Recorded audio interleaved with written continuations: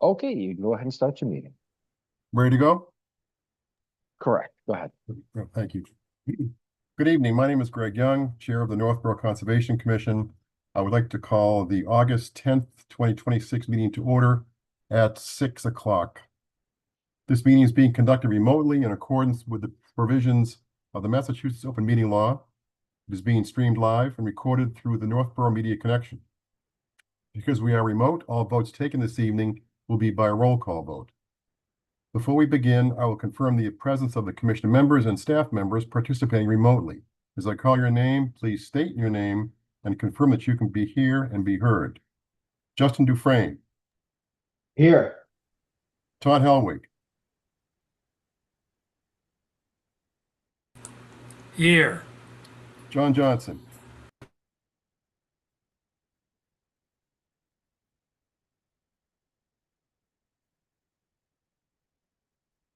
John, you trying to, there you go. Present. Sorry about that. It's present. Kelly Marston. Here. Very good. Staff members, Linda Williamson. Present. Dana Volk. I'm here. Very good. Thank you. Okay. Some meeting ground rules. The chair will invite each speaker or applicant on the agenda by name to make a presentation and speak to their application. Participants will provide their full name and hold until their name is called. Each speaker will be asked to mute their phone or computer when not speaking and to speak clearly and in a way that helps generate accurate meeting minutes. Those responding will be asked to wait until the floor is yielded to them. Speakers who wish to respond to the comments of others do so through the chair, taking care to identify themselves.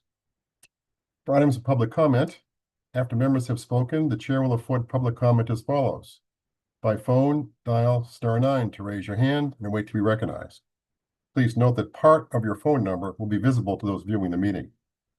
By Zoom, click raise hand on the bottom of your screen and wait to be recognized. The chair will ask members of the public who wish to speak to identify their names and addresses only. Once the chair has a list of all public commenters, the chair will call on each by name and afford 3 minutes for any comments. A reminder, this meeting is being recorded and will be available for viewing via the NCAT YouTube channel tab on the right side of the town's website. All right. First order of business are the June meeting minutes. Do you need me to say the public Oh, yes, announcement? please. Well, yes, go right ahead. While I'm looking for them. The meeting will include the following hearing pursuant to MGL Chapter 131, Section 40, the Massachusetts Wetlands Protection Act, the Northborough Wetlands Protection Bylaw, and or the Northborough Stormwater Management Land Disturbance Bylaw. Request for determination of applicability in RDA at 5 Kimball Lane, map and parcel 9424 for the applicant owner, Michael Whelan. The work consists of the removal of the existing back deck and replacement with an approximate 700 square foot addition with foundation and deck at the back of the southeastern corner of the home. The work will occur within the 100-foot regulatory buffer to bordering vegetated wetland BVW located approximately 50 feet down gradient. Very good. Thanks, Kelly. All right, the June minutes, let's see. Justin and Kelly, have you had a chance to look at the minutes? Yes. Which will enable you to vote even though you weren't here? Yeah. Yeah. Okay. Anybody have any questions around the June meeting minutes? Concerns? No? No. And then we need a motion to accept the June 8 meeting minutes. So moved. Second. Seconded by Kelly. Roll call vote. Justin Dufresne. Yes. Todd Helwig. Yes. John Johnson. Yes. Kelly Marston. Yes. And I vote yes. We're getting caught up, folks. We're getting there. All right. First on the agenda, continuation, 17 Green Street. NOI and stormwater management. Who do we have on?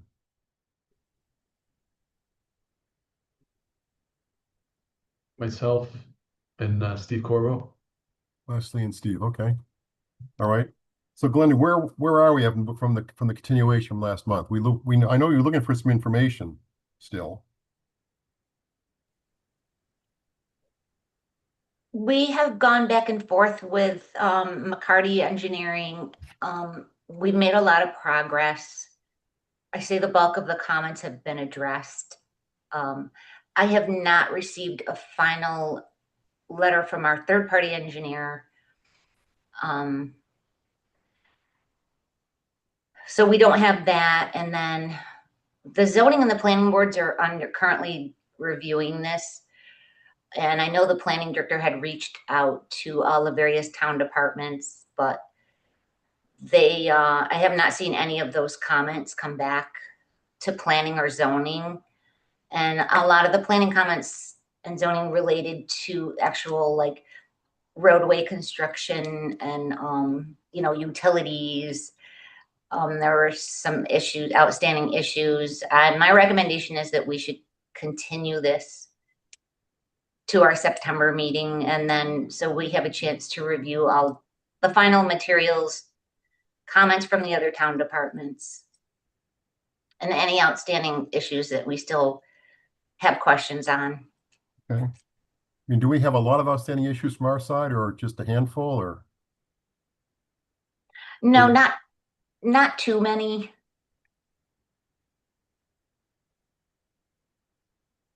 Okay.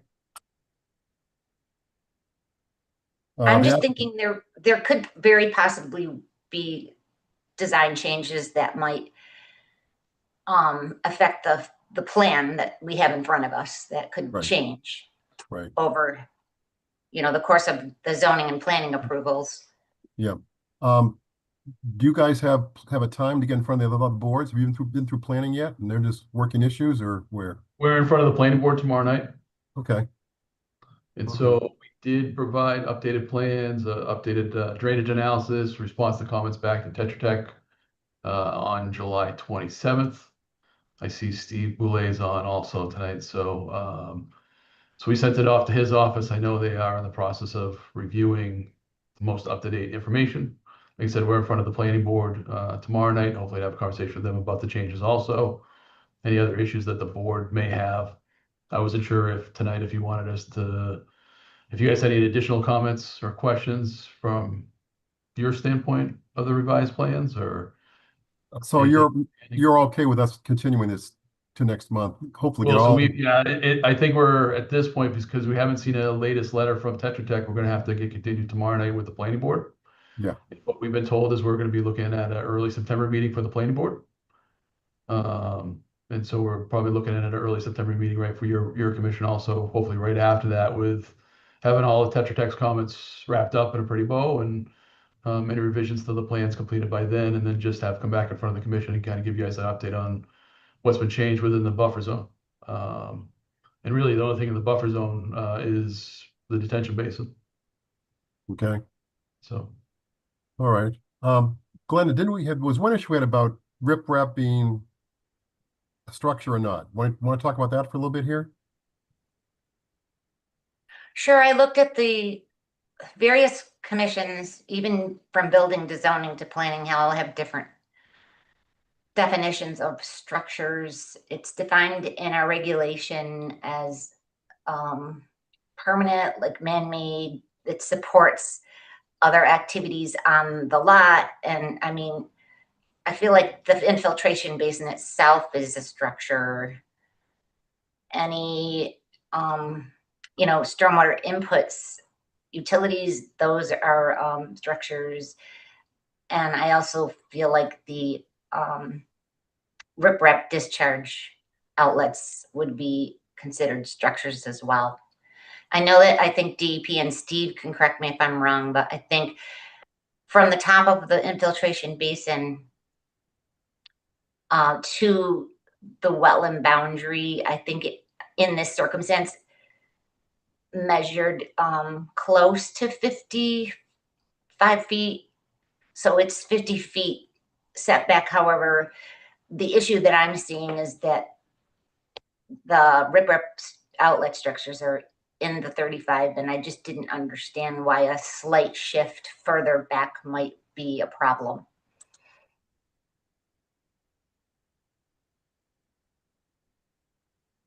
the further we move the basin uphill, the higher the basin needs to come.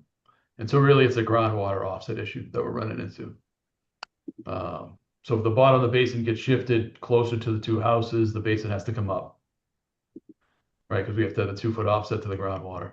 And so if, Mr. Chair, could I just read you your definition and we can have a conversation about your definition if that's possible? Sure. And the reason I say that is because the way we read it, we think riprap doesn't meet this definition. So your definition is right, is a combination of materials assembled at a fixed location to give support or shelter or for other purposes, including but not limited, buildings, frameworks, tents, wells, bridges, stadiums, tennis courts, swimming pools, barns, reception and communication dishes, antennas, towers, monopoles, flagpoles, dogs, or playhouses, detached garages, detached storage sheds, retaining walls, and the like. And so just by the definition that you guys have for structure, we just didn't think that a riprap drainage pad that is only there to take care of erosion met the definition of a structure. Anything that's given support or shelter. And a lot of examples that you have in your definition is more of we consider a structure a building or in this case, a retaining wall, right? Or a shed or something along those lines. And the only thing that we have within that no structure zone is some stone, very minimal amount of stone. How much? Are you into the 30? You want me to share that? I could share do you want to share the drawing with you? Do it quickly, sure. Justin, do you know what we've done in the past? The way we've treated riprap? Yeah, I mean, I don't think that we've gotten to this conversation around riprap outlets being a structure. I mean, I think, we'd have to think about it maybe a little bit more. I mean, to me, it dissipates the flow of water, and sometimes, I mean, those could get pulled up the hill more, but I'm sure that they're trying to meet an elevation there to the bottom of that pipe, for the outlet. So you could potentially pull it up the hill. But sometimes then you need to get more grading, potentially in the buffer zone to then kind of grade around there to get your swale or something, into the wetlands almost. You might end up disturbing a little bit more within that buffer zone to be able to get that riprap out of there. So, I mean, to me, it protects the ground a little bit more to have the riprap there, and hopefully dissipates the flow and avoids erosion. So normally I see that just as, on outlets to pipes. I don't know in my career if I've really kind of classified them as a structure before. Okay. All right. Good, thanks. So, Mr. Chair, this is your no-touch buffer here, which we are respectful to that. And then here's the no structure, which is the other boulder line here. And so we just have two small riprap pads here, and then a larger riprap pad, which is our overflow spillway that is designed for anything above the 100-year storm event. So really the only two areas that's going to see consistent runoff would be these two small riprap areas for the outlets to the basin. And Justin, really, you hit the nail on the head, is right where we're battling elevation because our lowest elevation is adjacent to the wetlands. And so to be able to get the elevations to work, to get the water out of the basin, we just, we're fighting. Even if we start to keep moving uphill, now we just have to bring the basin up more. So it creates a bigger berm. And so we're trying to leave the basin as close as we could to the lower portion of the property. How much do you extend into the 35? But we're talking, probably the closest, probably 8 feet. It's right in this 8 feet? corner here. Mhm. And we're still, like I said, we're still out of your no touch zone. Okay. All right. All right. I feel like, didn't we do this with Bearfoot too? When they were trying to put in that daycare? We didn't classify it as a structure then. I feel like there was a riprap conversation then too. That's a good point, Kelly. I'm trying to think if Yeah. we did. I don't think it was structured. That might be one to look at, Kelly. I know we had a basin that was relatively close there. at one point. Yeah. It might have changed it to underground sometime for the final design, but I feel like at one point it was there was a surface basin there. Yeah. On the first design of the. Yeah. Yeah. Hmm. Yeah. Okay. All right. All right, good. Thank you. Any more questions from the commission or comments? So, a couple things. One, I think the definition of structure is a jump ball on this. It does say a combination of materials assembled at a fixed location or for other purposes, right? So I do think it is within the definition or potentially within the definition of structure. Now, I personally would be okay with a waiver for this, but I can't say that it's definitively in or definitively out. Yeah. Yeah. The other question I had, which is kind of related to the applications, how long has Tetra Tech had this? Just a couple weeks now. Not Okay. very long. Not very long. That was the answer I was looking for. Okay. We've been making progress, like I said, and I'm okay with the stone in the noster, but we would need a waiver request. And then I feel it's unclear on the plans as to the limit of work. Where is the erosion control barrier in relation to the outlet structure?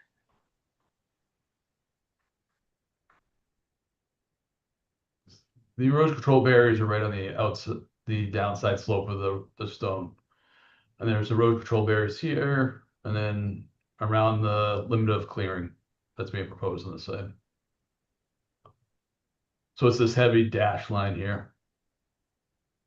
I'm sorry. It's the heavy Oh, dash line on the plan, right adjacent to the tree line.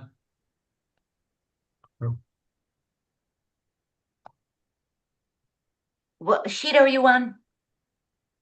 This heavy dash line is the erosion control barrier on the plan. All right, this dashed one. Yes.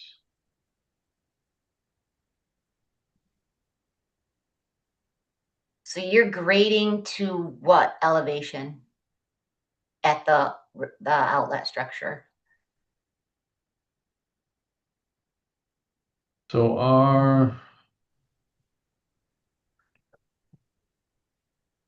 we're coming down to 330 is the lowest grade that we're proposing. We're tying into the 330 grade. And then we're coming up to 334 is the top of the berm. Right. So the berm is only 4 feet high in this location here. Okay. And on the inside, we're looking at 3 feet. So it's not a deep basin. We're trying to minimize as much fill as we can for this. Like I said, we're also battling groundwater depth and making sure we have that 2-foot offset to the groundwater. Okay, we request a written waiver to allow that stone in For that what? setback. From which regulation?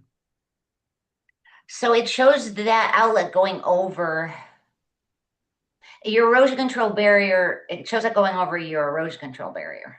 We can fix that.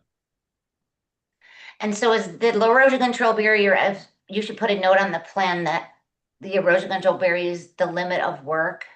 Yep. And then do you have the existing and proposed tree lines? I don't know if I saw an existing conditions plan. We have the proposed tree line. I think the way we were looking at this was prior to this lot being developed, the entire property was wooded. Let's see if I have. Okay, so I'm okay with the plan as long as it's very clear that the proposed tree line is also the limit of work line. Yep. And that the erosion control barrier below the basin is going to be installed properly and inspected. Yeah, we'll install it and have you guys look at it before construction starts. So Wes, it sounds like what you want to do, and from our standpoint, not including what the other boards may say, is put a waiver in requesting to creep into the 35 a little bit.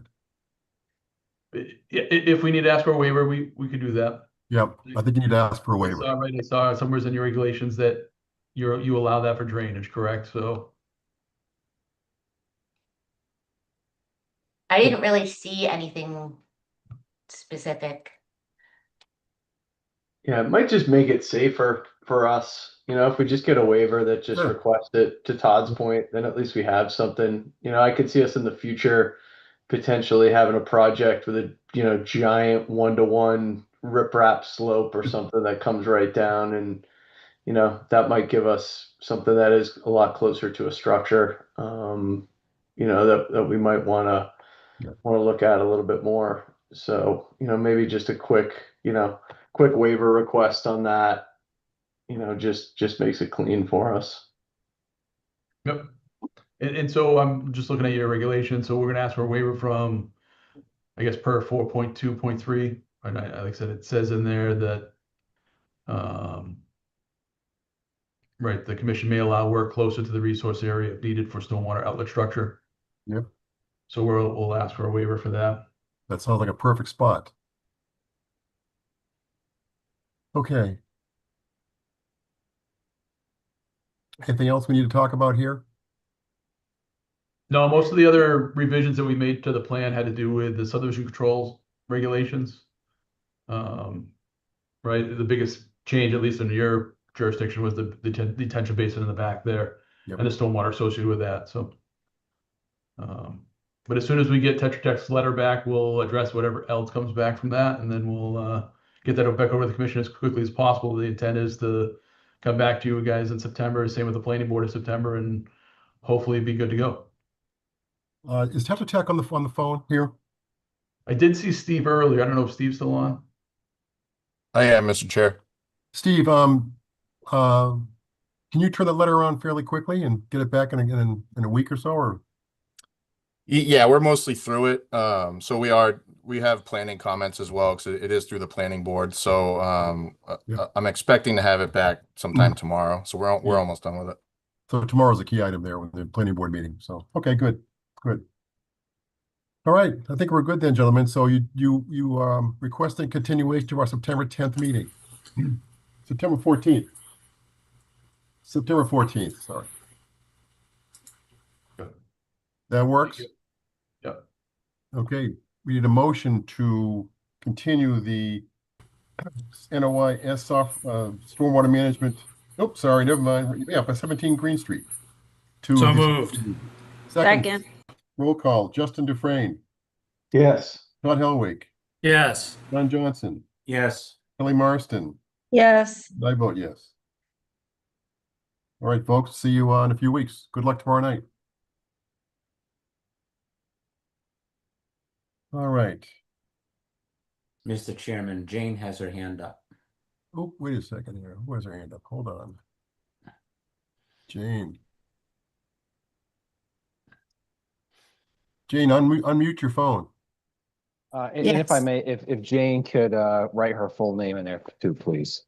Yes, I will. Thank you. Sure. So, Mr. Chairman and the distinguished members, thank you for allowing me to speak. Before my project-related comments, I'd like to note that many neighbors, residents, they were not aware of this hearing was taking place. I actually let Sean know. Sean was there, but most of our neighbors were not aware. Well, I understand that I'm sure the legal notice are met, but this project could have a significant impact to our neighborhood.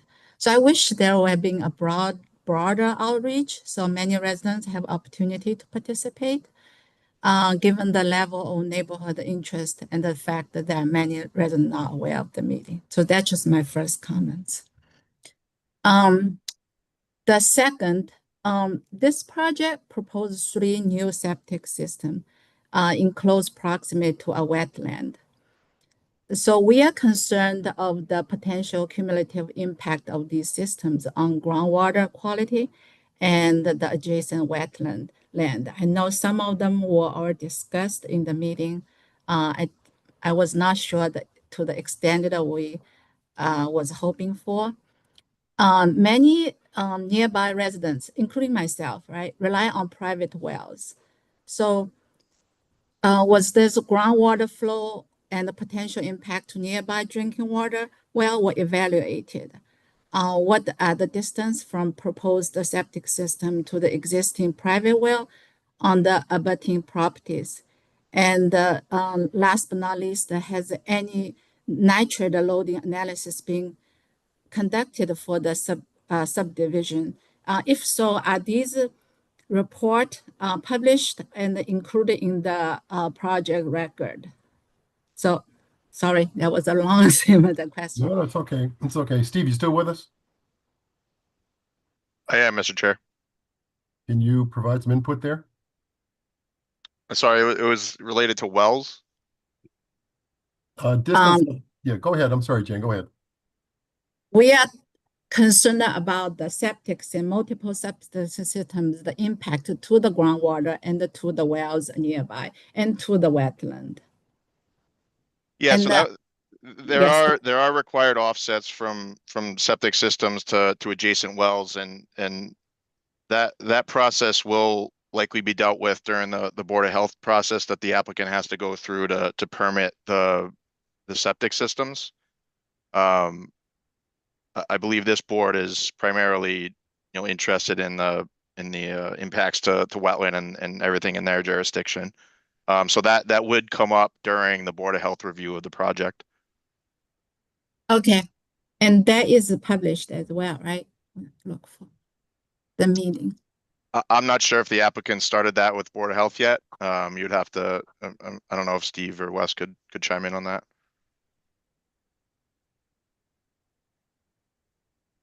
Okay, thank you for the answer. I'm gonna follow up.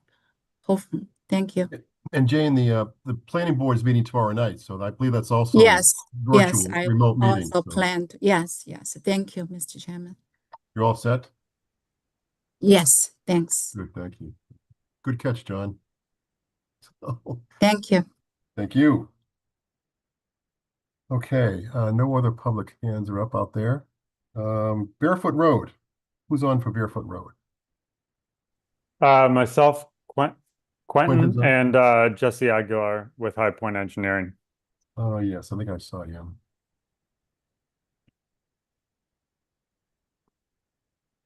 Jesse, you going to bring you in? Yes, I'm here. Sorry. There you go. Okay. All right. All right. So we got a couple of things. We got a couple of items here, right? We have the stormwater management for 20 Bearfoot Road Lot C.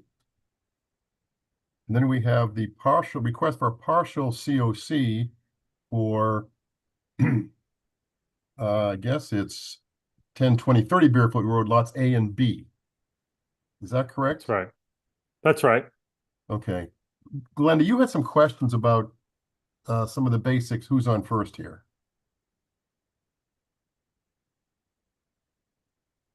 Are you with us?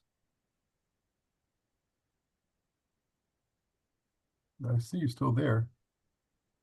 You looking for Steve? No, we're good. The question is, we had some questions about what constitutes A, B, and C, right? Yeah, well, for the stormwater permit, I had separate comments from the partial COC request. Mr. Chair, do you want to go through the stormwater report first, or would you prefer that we address kind of the request, the partial certificate? I would like to see the overview of the three properties and how they're delineated A, B, and C. Yeah, sure. If you don't mind, I'll share my screen. Sure.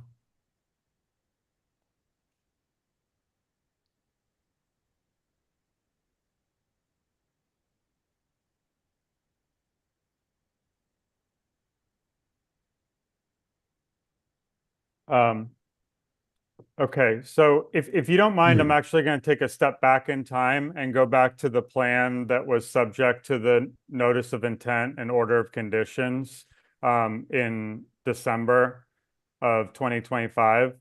And so at this time, members of the board, you'll remember that we requested approval to infill this pink area, which is an isolated vegetated wetland. And there was certain 1.5 to 1 mitigation planting area that was sort of established in the green and orangish brown areas. And at that time, members of the board, we didn't have any subdivision of the actual project established yet because we had not gone through planning. So the application that was made for this notice of intent encompassed all of the potential land affected by the project. So this is property owned by both 30 Bearfoot Road LLC and property owned by 10 Bear Limited Partnership. We then went through the planning board process, which reaffirmed, the project that was approved in May. This is just a snapshot from our, set to you.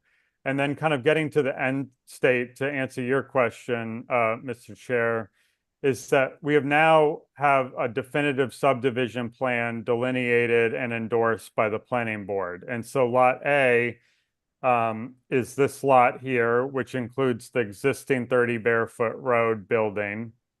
Lot B is 10 Bearfoot Road.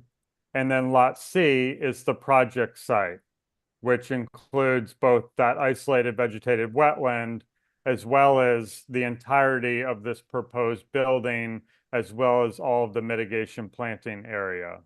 And so now that this subdivision has been established and endorsed by the planning board, we're requesting what I like to kind of call an administrative release of the lots that are not part of the resource area or part of the mitigation planting area from that original order of conditions. To be clear, no work was completed yet. Lot A and B will not have any work related to that order of conditions on it. And that order of conditions would continue to affect Lot C, which is the project site, which includes the resource area. And so we're simply requesting that now that there is a definitive subdivision, that the board, release the lots that are irrelevant to the project that was approved from that order of condition by virtue of issuing a partial certificate of compliance. Okay, good. Good, thank you. I have one question on Lot B. Yep. Can you blow that up a little bit or put something else on it? Sure. Now, that's good. Now, when we were down there, we walked the site last week. There's parking spaces to the right of that existing building now that don't appear on the plan.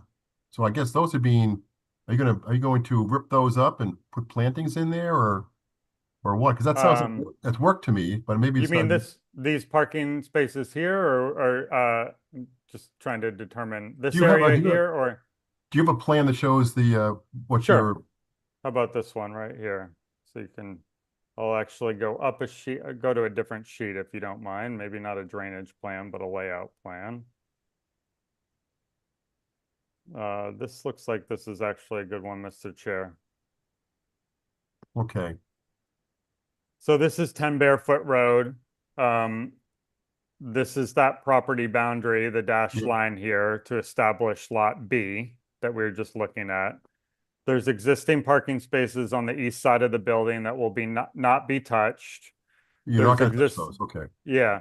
And then there are existing spaces on the west side that will be partially reconfigured, which was a matter of a site plan approval and is now, part of our land disturbance and stormwater report, to go through all of that as part of the project. Okay, so you can see a few spaces that will be relocated from here to here, Right. on this site. But that's in C. That relocation. They're abandoning spaces that are in C going to B, correct? Yeah.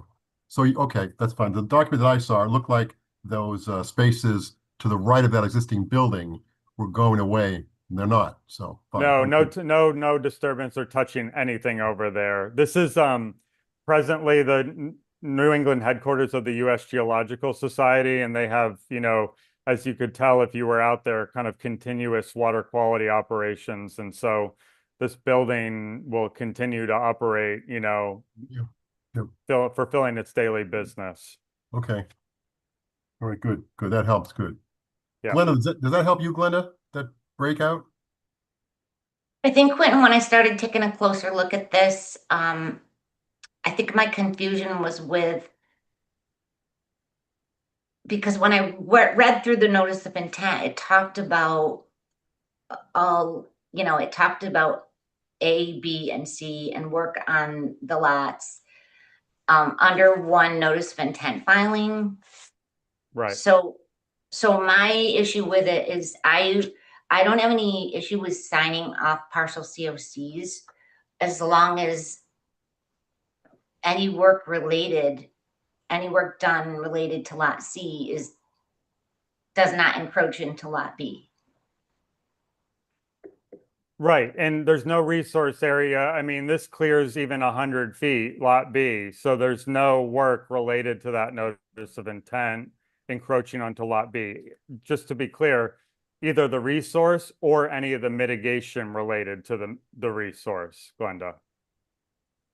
Where is the planting area?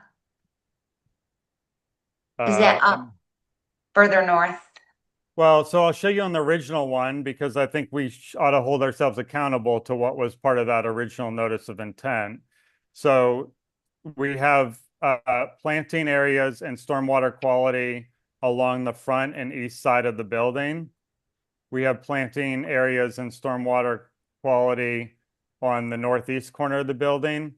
And then we have a stormwater, LID basin here in the south corner.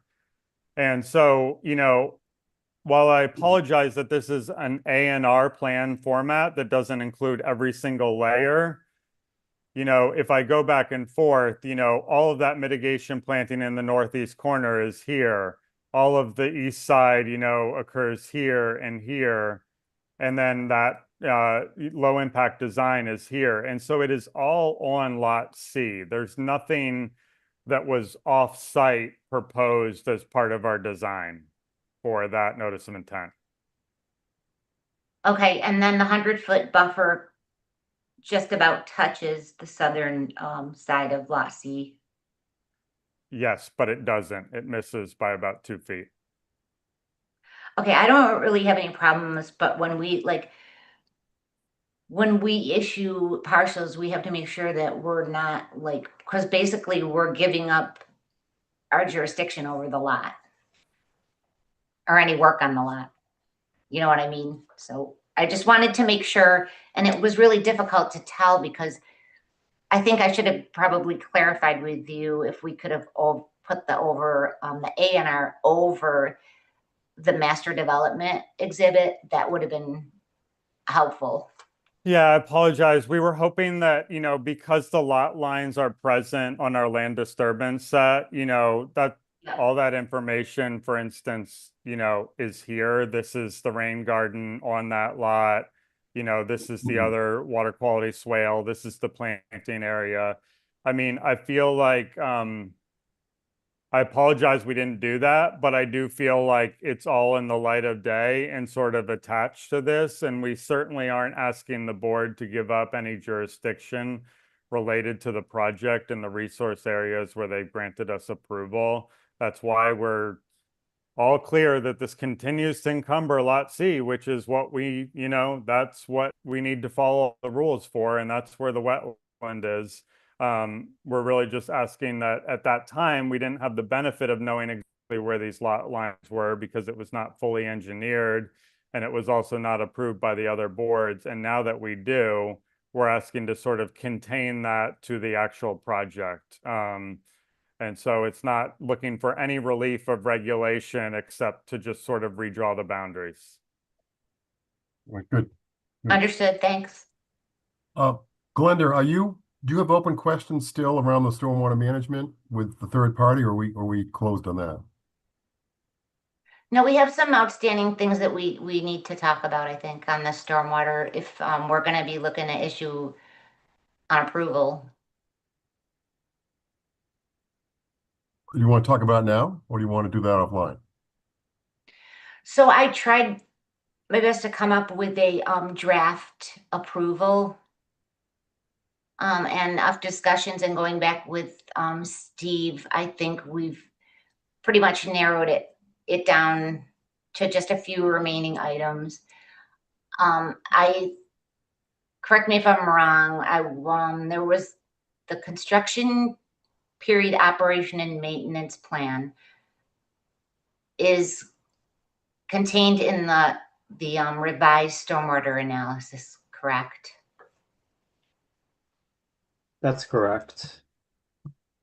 Okay, and then the long-term operation and maintenance plan was taken out and made it standalone document.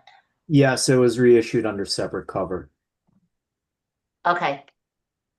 All right, thanks. And then Quentin did send me to our stormwater bylaw a couple written waivers.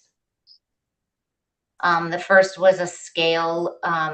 We require 1 to 40. I think the plans were at 1 to 50 was one waiver request. The second one was that the pre and post development watershed figures were not actually on the plans. They were contained in the stormwater analysis report. So those are the two requested waivers.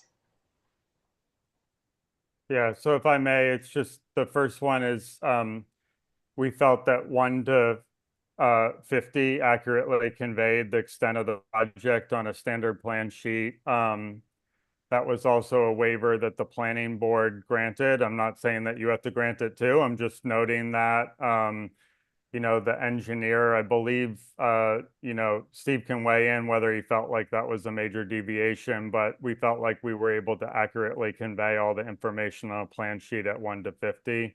And so we're simply asking the board to waive that regulation to allow the 1 to 50 instead of the 1 to 40. And then the second thing was that we were simply asking for a waiver from where the diagrams were presented. They were provided, the watershed figures in the stormwater report, and we're simply asking for a waiver that we didn't have to duplicate those in the plan format as well. Not any relief from providing information. Okay. So Glenda, what were you thinking about doing? Putting a draft approval together pending receipt of the outstanding waiver issues? Yeah, I have a draft put together. I could share my screen if that's helpful. And it's really just, I took all of Tetra Tech's third-party recommendations for conditions and went through each item. And then like 4 or 5 of their conditions, like the requirement for a SWIP, requirement for a pre-construction, a construction schedule. Those are already conditions in our standard stormwater approval. So those had already been covered. And then waivers, the only other items for special conditions I'm recommending. Did you want me to share my screen? Sure. Would that be helpful? We can move to closure. I'm all for that. So yeah. Uh-oh. Is that working? I can see special conditions. Where'd it go? I can see it as well. Is it big enough? Yeah, Well, another- for me, It is for yeah. me. Yeah.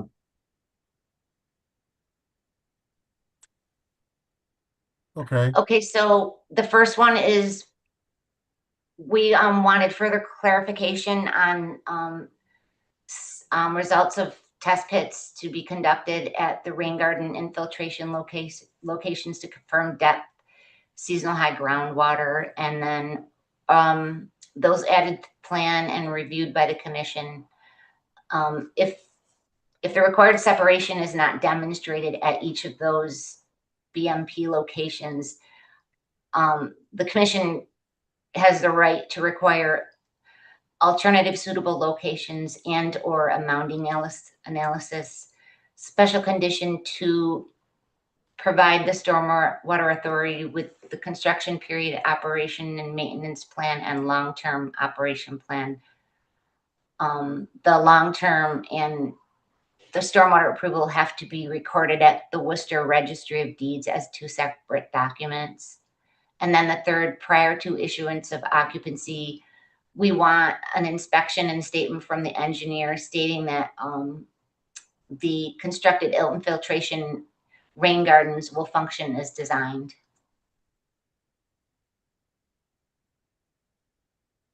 That was And pretty much it. we don't have because- any objection to those conditions. Yeah, Yeah, it no wasn't. objections. Yeah, it wasn't clear from. There were nearby test pits done, but not specifically at the location. And I understand some are called filtering and some are infiltrating.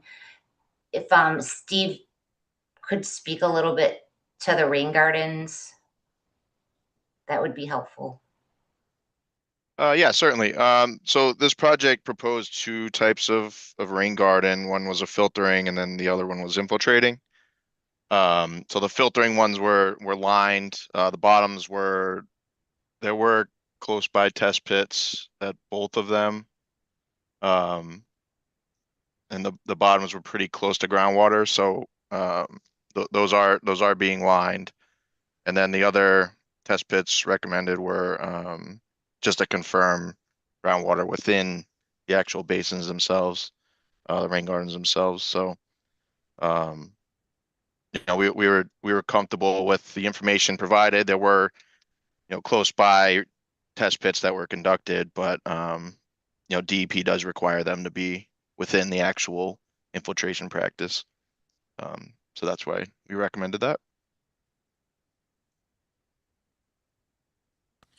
I have a question, sort of relates back to the separation of the lots issue, which I'm generally okay with and I understand why you're doing it. But one of the concerns I had is now that Lot C is going to be so tight, if there's anything that goes wrong on that, you don't have a lot of maneuverability and you can't move it onto the other properties, which are probably going to be owned by somebody else at that point. And so if the rain garden doesn't work, then your only other option may be to not build the building, which I guess is your risk. I think that's my risk, Todd. I mean, it's a fair point. We know that there is some exposure and look, we do the test pits and you guess where they're going to be, but then the ultimate design has them vary a little bit. And we understand we need to demonstrate that they're right. I think that we feel like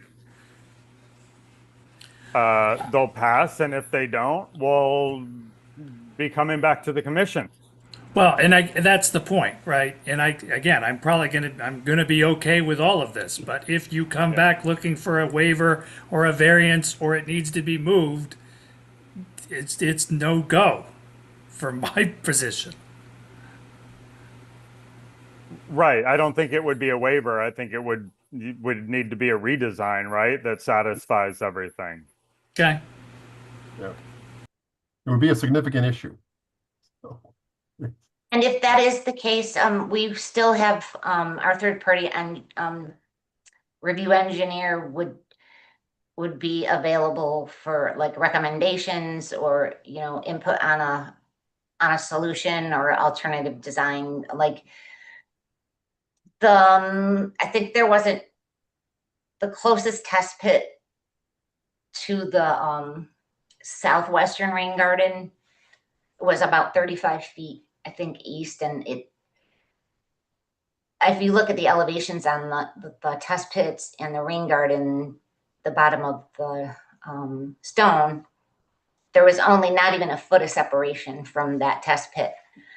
So you can't really like know how much that situation is going to change going, 40 feet west and doing a different one, but they were probably going to be very similar. So it just depends. Like, give us the results and let us review. And then, so we can have Tetra Tech look at it as well. And then we can just take it from there. Yeah, Okay, and we're fine with the conditions. So, you know, you'll Good. have we'll be required to comply with that. so commissions, any questions from the commission, comments?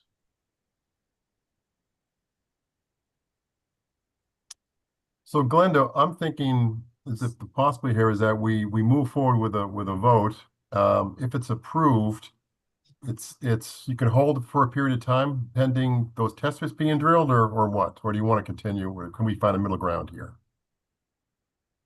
Well, the test pits are proposed to be prior to construction. That's So that could be, yeah, that's could be months Yeah. down the road. Right, right. So we would appreciate, I think, if the board would move to a vote, you know, holding the condition there that we have to, you know, evidence that compliance. Yeah. And that will be reviewed with the engineer or the however the commission designates the results to be reviewed. Whether it's Then, Glenda, does that work for you? I'd like to word the condition, test pits be performed.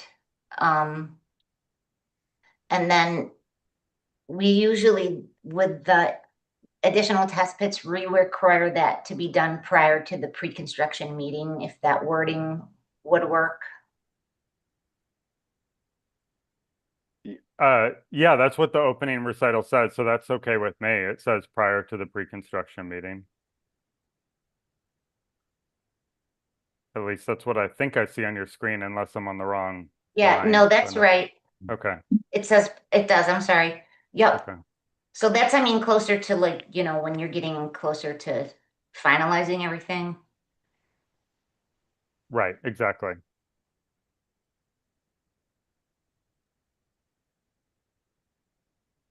Glenda, would it be appropriate for me to bring up the kind of proposed language concerning the fact that this stormwater kind of affects both properties, or have you already? No, we didn't talk about that. Do you have that on your screen, Quentin, that Yeah, you sure, could I'd be share with happy us? to. Yeah, okay. And what's it called? You're looking for what? It's called a finding of fact statement?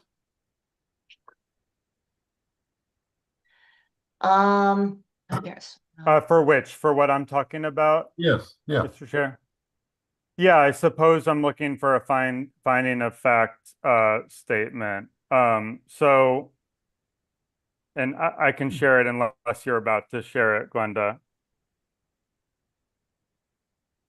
So your bylaw has a concept in applicability called common plan of development. So interrelated projects need to, you know, apply for land disturbance together. And this project, you know, as you'll recall from our earlier discussion, includes a parking lot reconfiguration at 10 Bearfoot Road, which is less than an acre of disturbance and on its own would not meet the standard of land disturbance. But then, of course, 20 Bearfoot Road, which is the construction of a 60,500 square foot proposed building, certainly does. And all of these conditions, the special conditions and most of the standard conditions that are on your permit apply to true land disturbance projects. And these projects, in reality, even the common plan of development contemplates different projects done at different time. The 10 Bearfoot Road project is a parking lot reconfiguration. It disturbs approximately 0.8 acres of land in its most conservative, you know, measurement. And it's going to be done by the owner of that property, which is 10 Bear LLP. And so therefore, combining all of the pre-construction and the special conditions together is a little bit confusing. And so what we are proposing the board allow is a statement at the beginning. Glenda, could you just kind of scroll down just slightly so we could see the statement I propose? And I'll share my screen to sort of clarify that. And I'm realizing that calling them site A and B now creates undue confusion for everyone after I just talked about lot A, B, and C. So I apologize. I'll circle back to that. But Oh, we lost it for a second. Yeah. Glenda, you're muted. Did you want me to share what I had, Quentin? Oh, you were showing it, but it was just kind of scrolled off the screen slightly. So I was wondering if you could just scroll I keep down losing slightly. it. Keep losing it. Okay. Oh, Here. that's what it's doing. Never mind. Sorry. You know what? I've got it right here. I'd be happy to share it. Go right ahead. All right. I'm sharing. Wait, can you see that now? Quentin is sharing his screen is what I see. Oh, So Oh, there okay, it is. Okay. that works.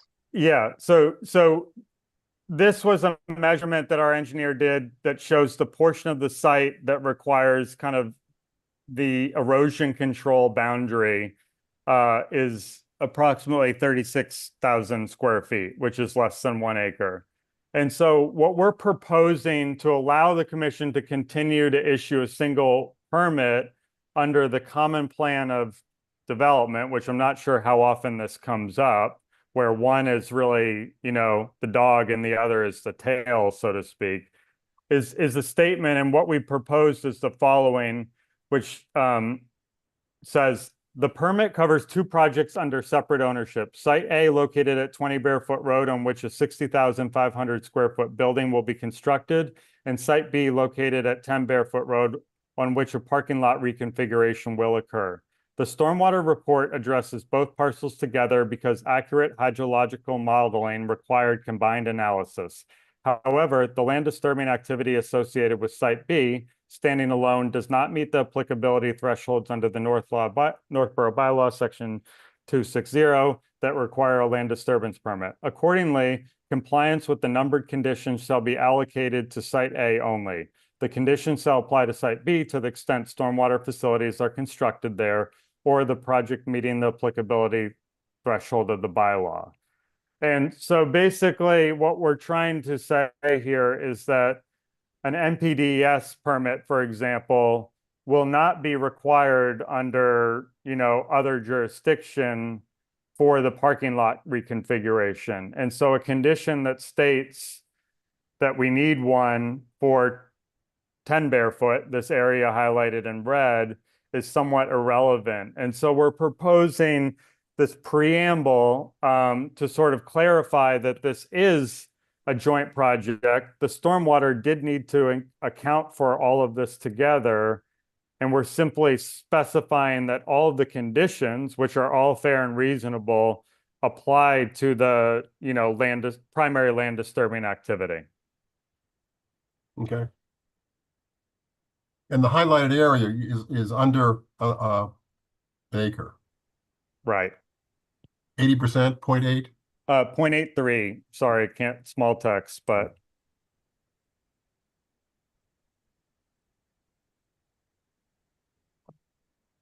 Todd, what do you think?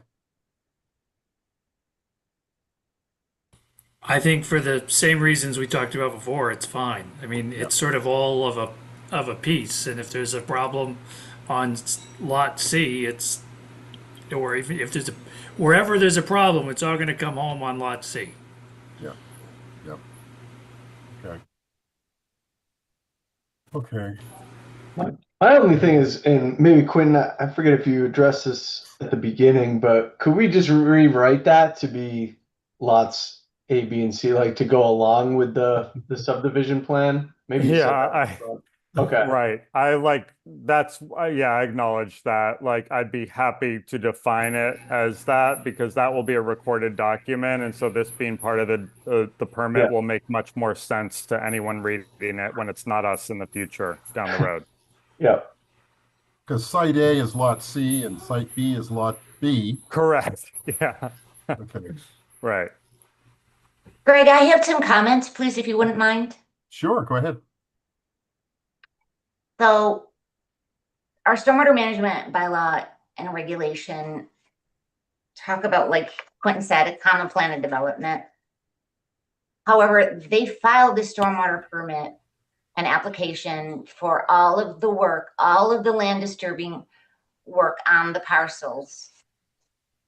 So I find it would be super confusing and very difficult for us to give up part of our stormwater jurisdiction on an area just because it's not included in a new A&R plan. Like, their stormwater permit covered all of the land disturbance activities. It doesn't matter if it was 3 lots, 6 lots, or 10 lots. They're still subject to stormwater management standards for the parking lot reconfiguration and the entire lots, what's now called Lot C. And our stormwater applicability 26030A, the land disturbance permit is required for all construction activity or land disturbance that is individually or as part of a common plan of development results in land disturbance of 1 acre or more. Right. So if I may respond, I mean, that's why we did apply, because we understand that, and we're not trying to skirt any bylaw on any one site or another. The challenge that we have, Glenda, is that we now have a long list of conditions that don't really reconcile with the definition of common plan of development, which is that you can have multiple projects under separate ownership. And I mean, perhaps you are proposing, but I don't believe or know whether you're proposing that the 10 Bearfoot project would be then required to get an MPDES permit and a SWIP plan and everything, because that wouldn't be required for that project, under any other regulation. Right, but I guess this is my thinking is that you look at the entire total acreage of land disturbance associated with the construction of that building on Lot C, right? And you having to do those on that parking lot construction because of the work on Lot C to support the building, right? I think that I think we should just have the whole thing remain under one stormwater report, because even under the construction general permit and the state stormwater standards, they have a common plan of development. I'd like to get some input from Tetra Tech on this, if they're ever familiar with this situation like that in the past that's arisen. So then it's one stormwater permit under a reg, but then we still have to require a construction general permit for all of the work. Yeah, Glenda, I agree with you. I see this as one project. The land disturbance is associated. There's work on, all of these sites. So I would see that as a common plan of development. NIPD's is probably going to see it the same way. So there's likely going to be a NIPD's permit that covers all of these properties. Well, look, if I may just address that head on. Look, here's for the board. There is a very non-zero chance here that the 10 Bearfoot portion of this project happens alone and that nothing else ever happens. And so this is separate ownership, separate projects. 10 Bear, Lot B, for consistency's sake, will likely happen well in advance and independently of Lot C and the construction of a new building. That's simply, reconfiguring a parking lot to enable a new subdivision plan. And so that will not be, NIPD's will not be, looking at it that way. They'll be looking at one project with another, potential project. And just to be clear, we're not asking for relief or carving this out from the bylaw, which is why I kind of highlighted this section while we're discussing, is that we believe we still need the permit. We believe that the stormwater report is the document that applies to this. We're simply asking to clarify that your conditions, which really apply to the primary project, especially the special ones, but many of the other ones, be clarified as applying to the main project that's relevant. We're not asking for this to be erased from your jurisdiction at all, to be clear. Quentin, I guess just a question from my end on the disturbance. That 0.83 that you're showing there, is that kind of what you're showing for the new lot on lot C, the new parking lot? Well, we took the most conservative measure, Justin. What will actually happen is that, you know, that independent project just to do the parking will be like this, you know? We But were would trying. would your site, but I guess where I'm getting at too, to do that new parking lot, would your site disturbance also remove the part of the parking lot that goes onto the other lot? No, because that's not necessarily going to be disturbed as part of that project. So you'll That will keep remain. that parking lot on the other lot? That would be part of the other project, correct? Okay. And also I'm concerned about the vagueness of, to the extent stormwater facilities are constructed there or the project meetings, the applicability threshold of the bylaw. Yeah. Like, I don't think we should make any decisions until we know what specific conditions and rules are going to apply to the parking lot on 10. Because that's so vague that, like, you know what I'm saying? You, like Quentin, you just said that you're not looking for any relief. I'm You not. know, I'm, we from the will. conditions. So I received, we earnestly tried to apply under the right guise of the bylaw, which is the common plan of development. And then I received last week a list of proposed conditions, many of which do not contemplate a project that does apply to common plan of development, but is being pursued at dramatically different times and under different scale.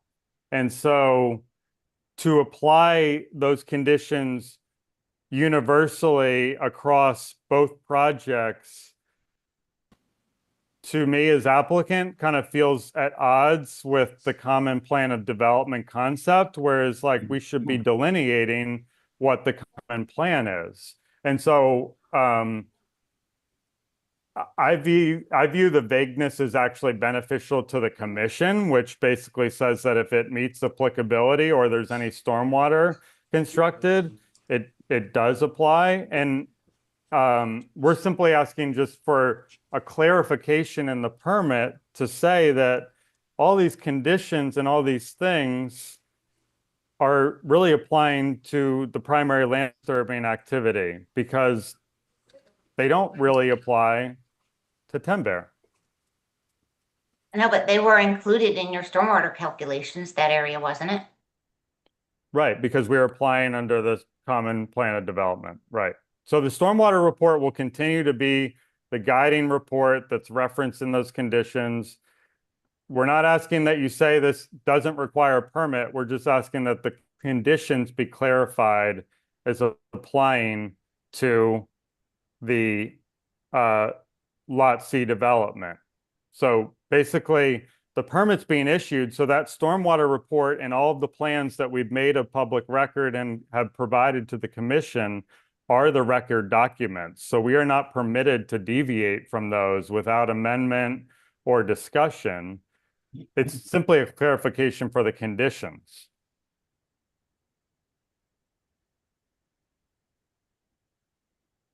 So Glenda, what do you need for us to move ahead?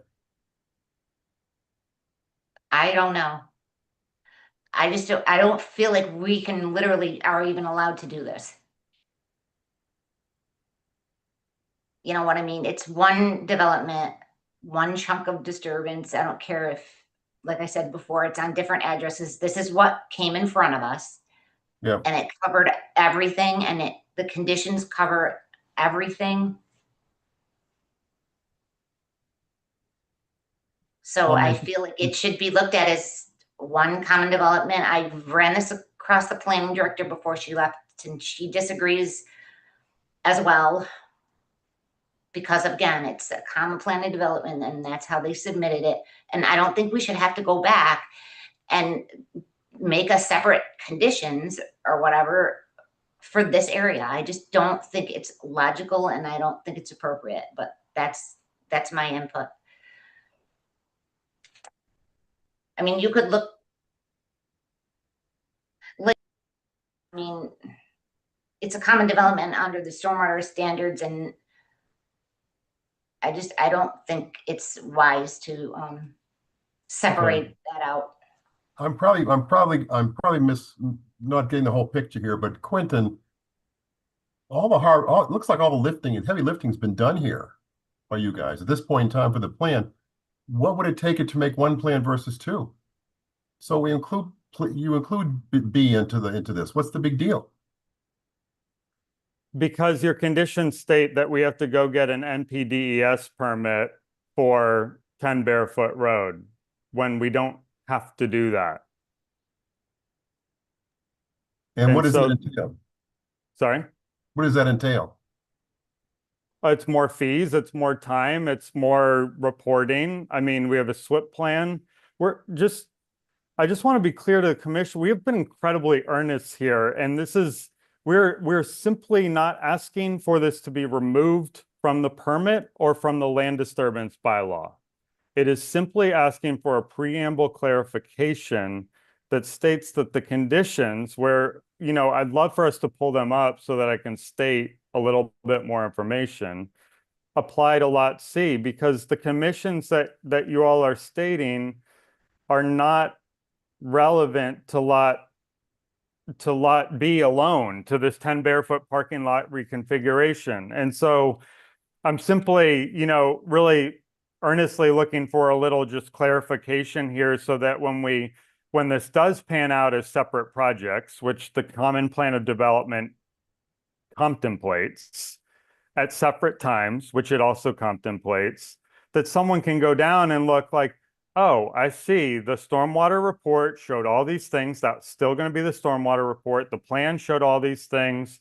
The disturbance is limited to this area. The erosion control plan is all made and consistent. But, the NPDES permit applies to 20 Bearfoot because that's, the relevant project that actually meets that standard where they would have to comply, or the SWIP plan. So my guess as to maybe what's going on behind the scenes is that the reason for dividing up the lots is because they're either going to be sold or financed as separate pieces. And if that happens, whoever is the lucky winner of Lot B, they're only going to go forward if it's not hung up with all kinds of permit conditions that they don't control associated with a lot that they don't own. That would be a reason not to go forward with it. Otherwise, my guess is if this thing had a long time horizon, they wouldn't care about tying these things together. Now, all that being said, it may or may not even be true, but I really don't see this as a big risk for us, again, because if there's a serious failure, the consequence is you don't get C, and all of this investment is wasted. I would have a recommendation that we have, again, our third-party review engineer look at this and provide some recommendations on applicable conditions. If that's the way the commission thinks they want to go, we should have our third-party engineer provide input and recommendations. We might even get more tax revenue when it's divided up into three pieces. So it's probably advantageous from a revenue perspective that we do this. We can't concern ourselves with that, honestly, Todd. I feel like we've been pretty generous in this process, and you're filling, a vegetated wetland. That's functions and values of anything that that's doing, whether it just be some vegetation or wildlife or a stormwater basin. Any ecological value or stormwater is gone when that gets filled, and that's all impervious in the building now. Glenda, when was this initially opened? July 13th. Okay. We applied June 5th. Okay. It So went on the July meeting. Glenda, is our third party team on the phone call? Yeah, I'm still here. I personally think the EPA is gonna look at this as one project. They're not gonna segregate out certain lots. It's not how you do it, and that's not how their permitting kind of works. Unless you're But gonna go for one site versus the other, I don't see how they're gonna see that there's there's work on one site, and then you have all the work on lot C. They're gonna see that this was a common plan of development. but But we're that's an not EPA looking. issue. But let me, to Todd's point, maybe I'll shine a little bit more light on that. So what has to happen here is that there is a new subdivision being created. Lot B, 10 Bearfoot Road, needs to reconfigure their parking. That is happening, with or without the development of Lot C, because they want to reconsolidate to the new subdivided lot. That's an independent project that will not require MPDES. The EPA will not be looking at the total plan.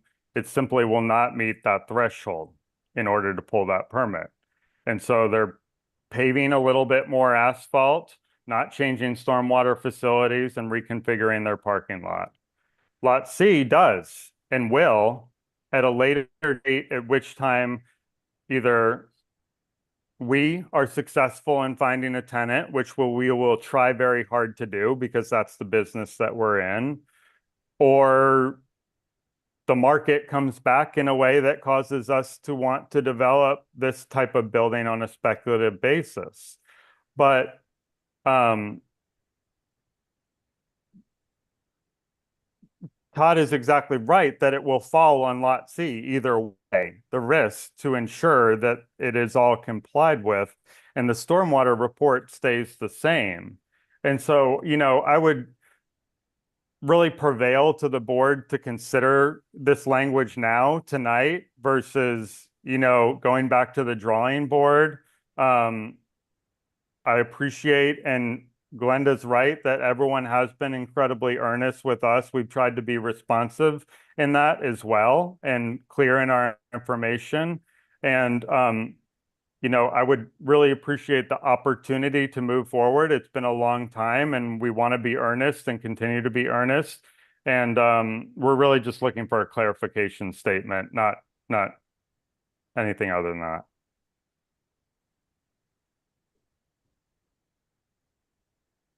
I don't think we're going to position right now to provide a clarifying statement. I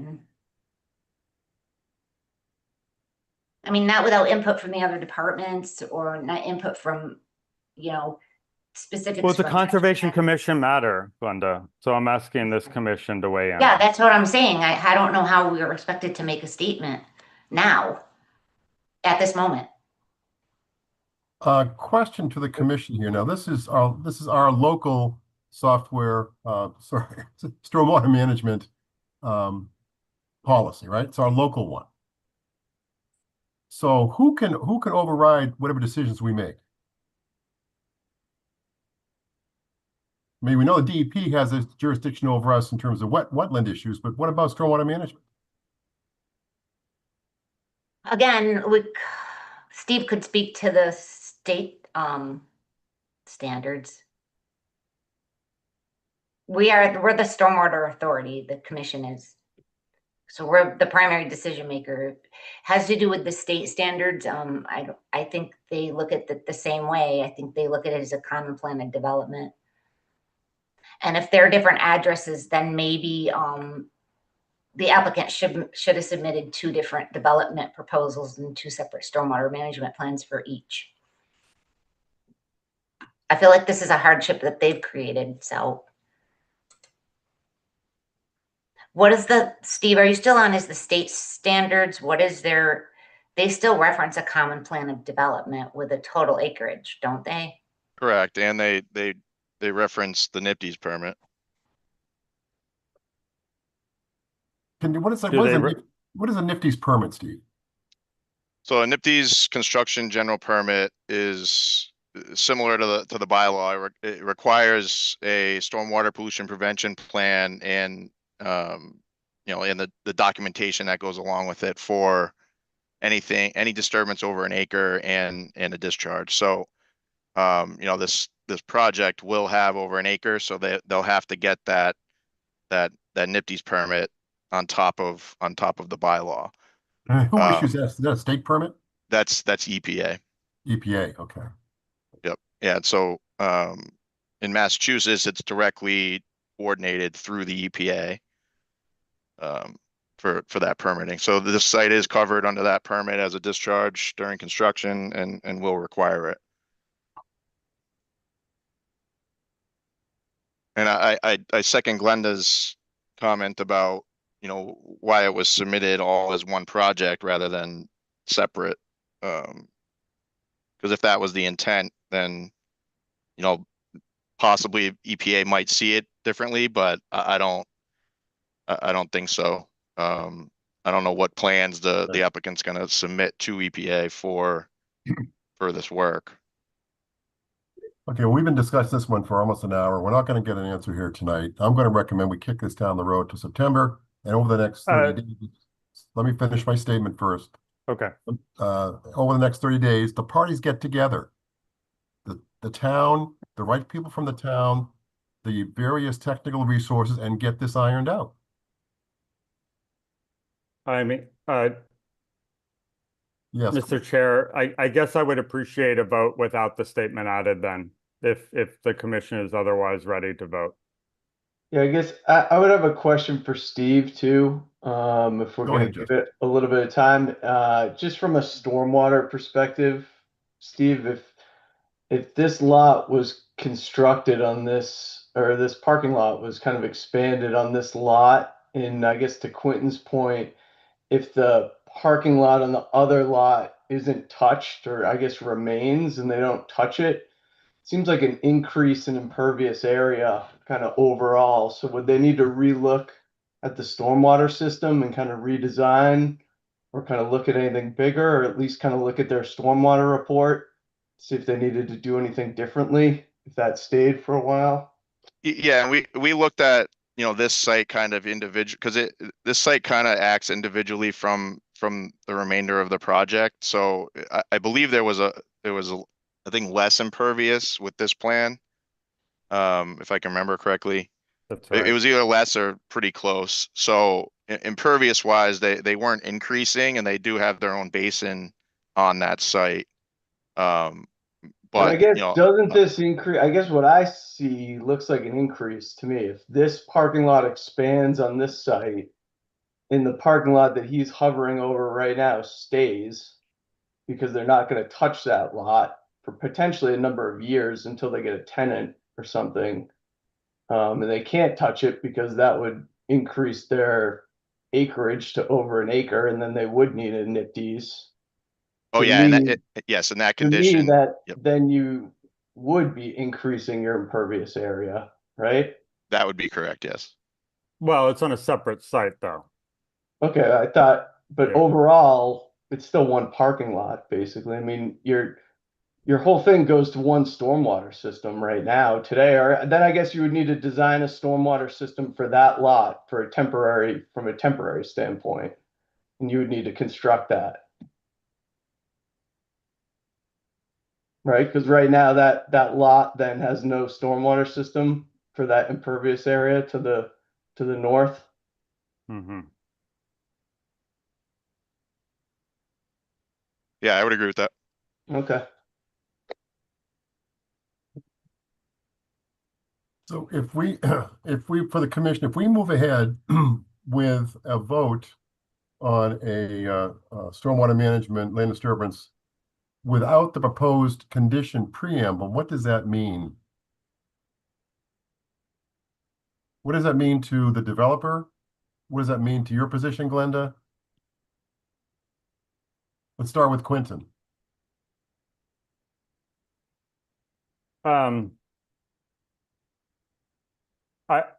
I don't think it's practical, which is why we're proposing language that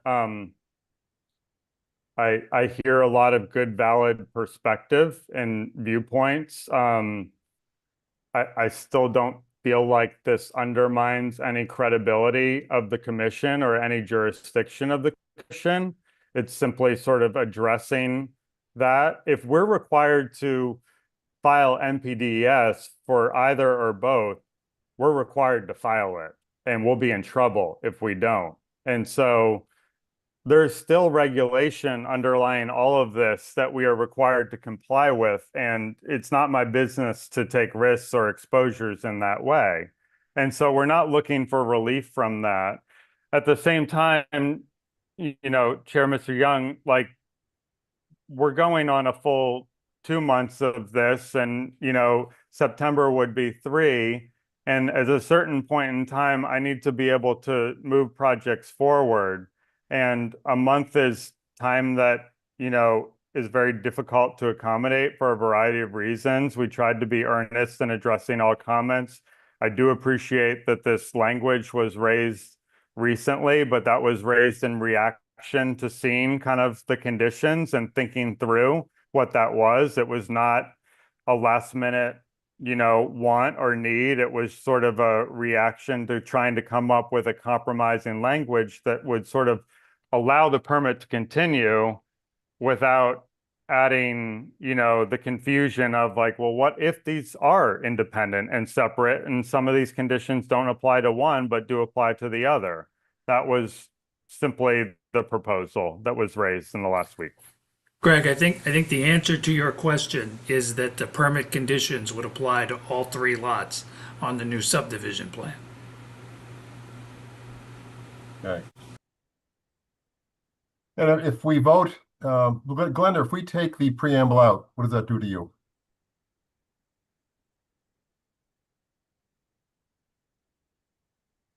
You're muted. You're muted. Like Steve was saying, but the EPA MPDES permit is, you know what I mean? You're saying you're going to do work on that portion and redeveloping the parking lot with, at that point, you're saying you wouldn't need an MPDES permit because it's under an acre. So when are you going to apply for the CGP? Like when you start work on parcel C? Well, I mean, it's not all of these conditions. Like I'm looking at the conditions. They don't all apply to the work that's going to be done on B. And we would only obviously apply conditions that are relevant to work on parcel B. I'm just not really seeing like the big deal, honestly. With just we're not gonna have to apply all of these conditions for B. And then if you just treat it all as one project, that'll solve your problems with the MPDES and the construction general permit. All right, we got 2 choices here. I think I'm trying to simplify things. We can vote, and if it passes, and I don't know which way it's going to go. I would say it's not a slam dunk either way. If it passes, it would apply to all three lots, as Todd mentioned. If it gets defeated, you've got to reapply. Or we could continue. Hopefully hash things out, and then hopefully approve in September. Is there another alternative I'm missing? There's always a third alternative somewhere, so. I don't think so. That's fair. I mean, I would ask you would take a straw vote, you know, without the condition. I feel like we have satisfied, you know, all of the Tetra Tech's comments across 3 different letters. We have a clean letter. We have a couple proposed conditions, which we've agreed to. We've got 2 waiver requests that are administrative, and we've asked, you know, the commission if there are additional comments that we stand ready to answer, and I don't think that there have been. And so, you know, I feel like we have a good application that's been prepared earnestly and ready to move forward. And, you know, I'd certainly appreciate moving forward. So we want to go ahead and vote it and see what happens. Is that the plan, your position? You want to vote tonight? It won't be a straw vote, it'll be a vote. It'll be a vote, hard vote. Yes, I'd like to vote without the Okay. condition. Okay. We need a motion. Before we move ahead with the commission, any questions you have? Any more questions you have? Okay. Then we need a motion to close the hearing on stormwater management disturbance on 20 Bearfoot Road. Well, excuse me, Mr. I'm confused here. Okay, so what we're looking at here is we have two voting items, right? One is lot C. Can we do that? Can we vote lot C and potentially award stormwater management, and then vote for lots A and B, the partial certificate, and if that does not get approved, are we in a quagmire with lot C? Isn't the motion, I think, is to approve the stormwater management and land disturbance permit for 10-20-30 Bearfoot Road without the requested condition. Without the statement with the following special conditions, and the 2 waivers. So it's with, my motion is basically they get everything that they asked for except for the permit covers 2 projects, that statement. So we're going to vote lot C first. That's one of the items we have here. But there is no lot C unless there is before us no lot C. The only thing having to do with lot B and C or A is the release of the issuance of partial certificates for those lots for work that's already done. Yeah, so we need a vote to issue a partial COC that applies to A and B. A and what? So the partial COC would basically negate it just subtracts A and B from the equation. So like the partial COC has nothing to do with the stormwater. The partial COC is strictly under the notice of intent, and all of the work, as Quentin explained earlier, will only occur on lot C. I don't have any objection to issuing the partial, and the partial will clarify that the only portions we're releasing under the local approval will be parcels A and B.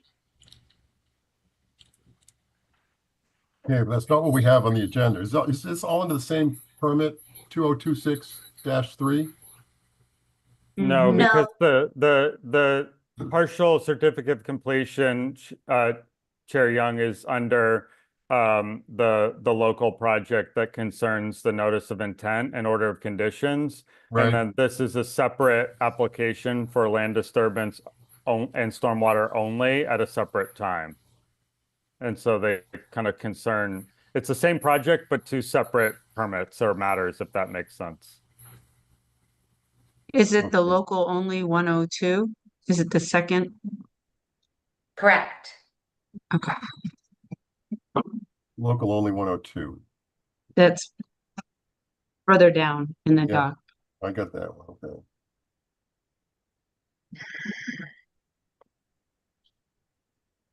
So we have to vote each of these separately, correct?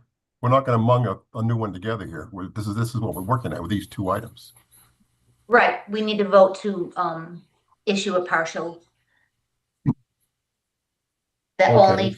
it will only release A and B.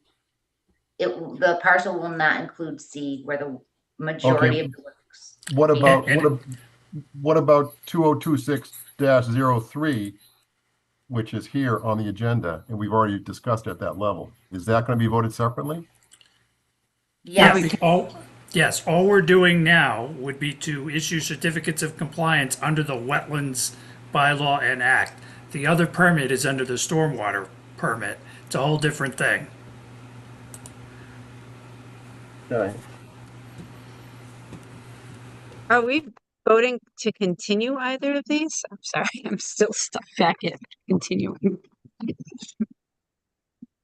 Or No, we we're vote- looking for a motion to issue a partial COC to exclude lots A and B from the notice of intent, local 102. Okay. And then what about the other item on here, which is 2026-03, the stormwater permit? I think we'll vote that one next, Greg. So that will go second? Yep. So I'll Okay, make that motion on the first one, Glenda. And I'll second it. we hear what the motion is, please, one more time? To issue partial certificates of compliance for lots A and B on the new subdivision plan. Without the documentation, without the special documentation, without the, There's nothing unique or different about those certificates. Oh, we're gonna vote Every- that other stuff in the next one, Greg. okay. All right, roll call vote. Justin Dufresne, Yes. Todd Helwig, Yes. John Johnson, Yes. Kelly Marston, Yes. and I vote yes.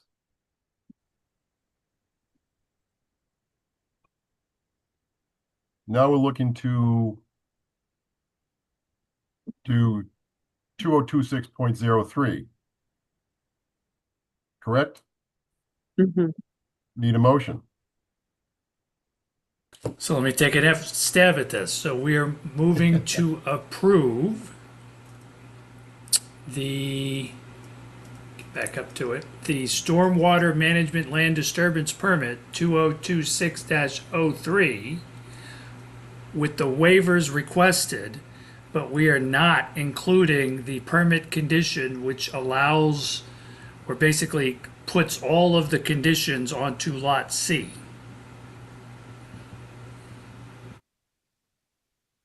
Okay. Is there a second to that? I'm sorry, Greg, with the special conditions, we already reviewed special conditions 1, 2, 3, testing at each rain garden,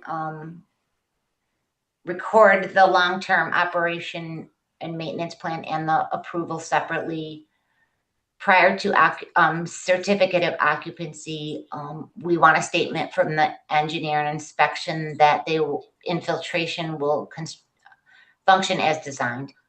That is correct. All of that is included. The only thing we are not doing is the language they wanted us about loading the permit conditions just onto Lot C. Second. Roll call. Justin Dufresne, Yes. Todd Helwig, Yes. John Johnson, Yes. Kelly Marston. Yes. I vote yes. Okay. Thank you, members of the commission, for bearing with us across multiple meetings. Thank you, Glenda and Steve, for working with us, and we will work with you clearly and earnestly to make sure these conditions are complied with and we navigate the common law, in a transparent and appropriate way. Very good. Very good. Thank you. Thanks, Quentin. Thank you. Thank you, everybody. Good night. Good night.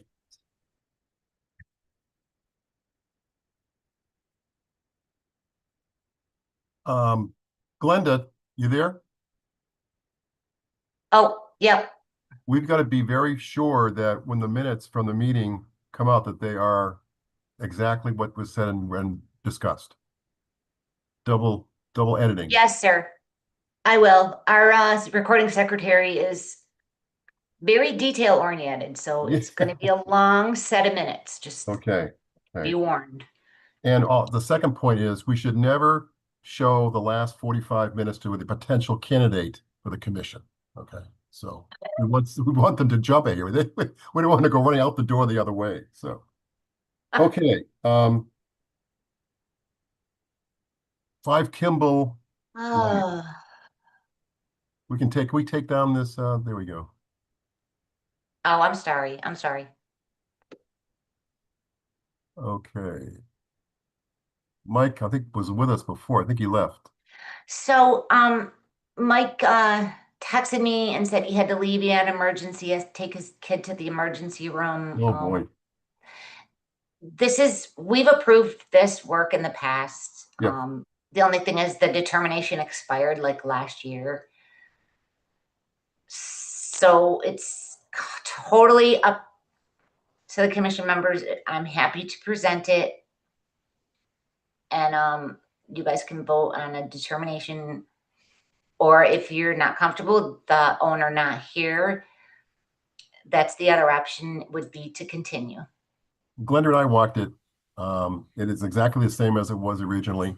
It was approved. We can throw So some pictures. all we're doing is extending something that they applied for before?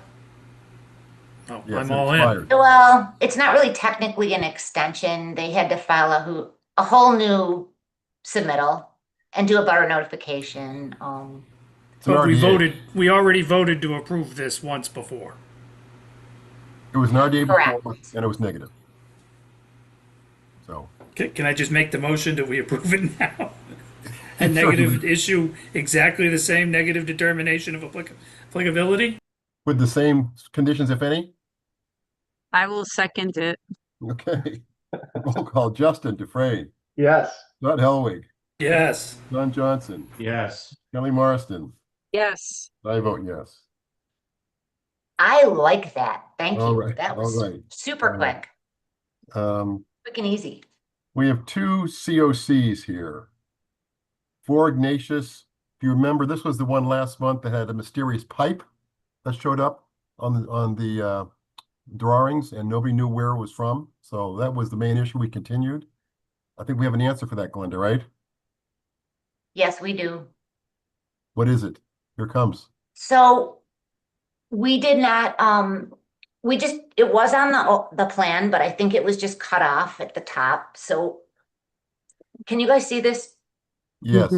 So Brian Waterman marked up the as-built, and just to pay attention to like those items there.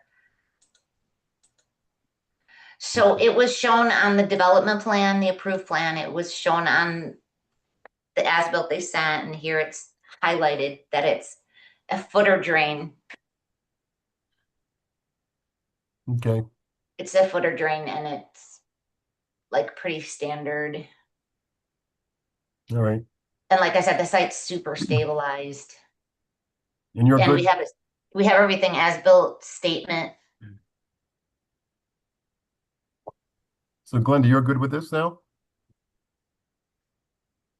I think it's fine now. Yes. Okay. Need a motion to deliver a partial COC for 4 Ignatius Common Drive. So moved. Second. Roll call. Justin Dufresne, Yes. Todd Helwig, Yes. John Johnson, Yes. Kelly Marston. Yes. I vote yes.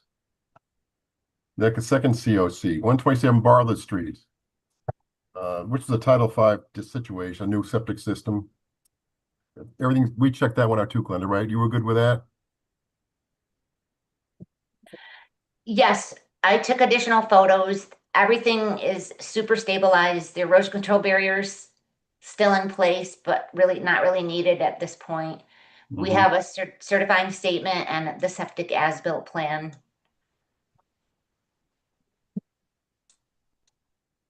Let's hold off and we'll see if we can both the next two together. The next one here is 14 Mill Street. Basically, it's an old order of condition from 1999. And it's landscaped within the riverfront area with Cold Harbor Brook.